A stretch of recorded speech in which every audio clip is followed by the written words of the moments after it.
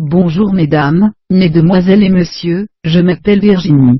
Aujourd'hui, nous allons étudier les salaires et avantages du Premier ministre. Le Premier ministre reçoit, comme les membres du gouvernement, ou le président de la République, un traitement brut mensuel, une indemnité de résidence, tous deux soumis aux cotisations sociales obligatoires et imposables à l'impôt sur le revenu, et une indemnité de fonction, définie par l'article 14 de la loi de finances rectificative pour 2002 du 6 août 2002, modifiée par l'article 106 de la loi de finances pour 2008 du 24 décembre 2007, et par l'article 1er du décret du 6 août 2002, modifié par un autre décret du 5 juillet 2007, relatif au traitement des membres du gouvernement. Ces trois éléments de rémunération sont égaux à une fois et demie, ceux touchés par un ministre, qui sont eux-mêmes déterminés comme suit. Traitement brut mensuel, égal au double de la moyenne du traitement, le plus élevé et du traitement le plus bas perçu par les fonctionnaires occupant des emplois de l'État classés dans la catégorie hors échelle, eux-mêmes dépendant du montant du traitement annuel brut afférent à l'indice 100 des fonctionnaires, fixé par décret, le début du hors échelle. Soit le groupe 1, correspondant à l'indice 881, et la fin, soit le groupe G, à l'indice 1501. Indemnité de résidence, égale à 3% du traitement brut mensuel.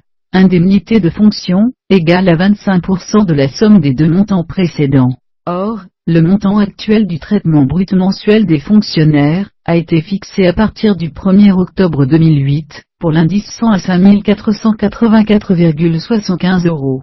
De là, la moyenne des traitements des fonctionnaires hors échelle par mois, s'établit à 5 443,615,10 €, soit un traitement brut mensuel pour le Premier ministre de 16 330,85 €, une indemnité de résidence de 489,93 € et une indemnité de fonction de 4 205,19 €, pour un montant total de 21 025,97 € brut par mois.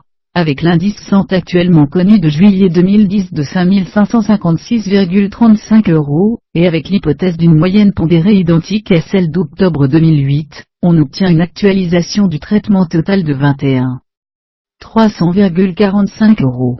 À ceci il faut ajouter la prise en charge des dépenses téléphoniques, et du courrier ainsi que tout déplacement lié à sa fonction. Le 17 mai 2012, lors du premier Conseil des ministres, le nouveau président François Hollande annonce un projet de loi pour baisser son salaire de 30%, ainsi que celui du Premier ministre, les ramenant à 14 910 € brut par mois. Cette mesure s'applique également aux 34 ministres, dont le salaire a été ramené à 9 940 € par décret 1. Je vous en remercie.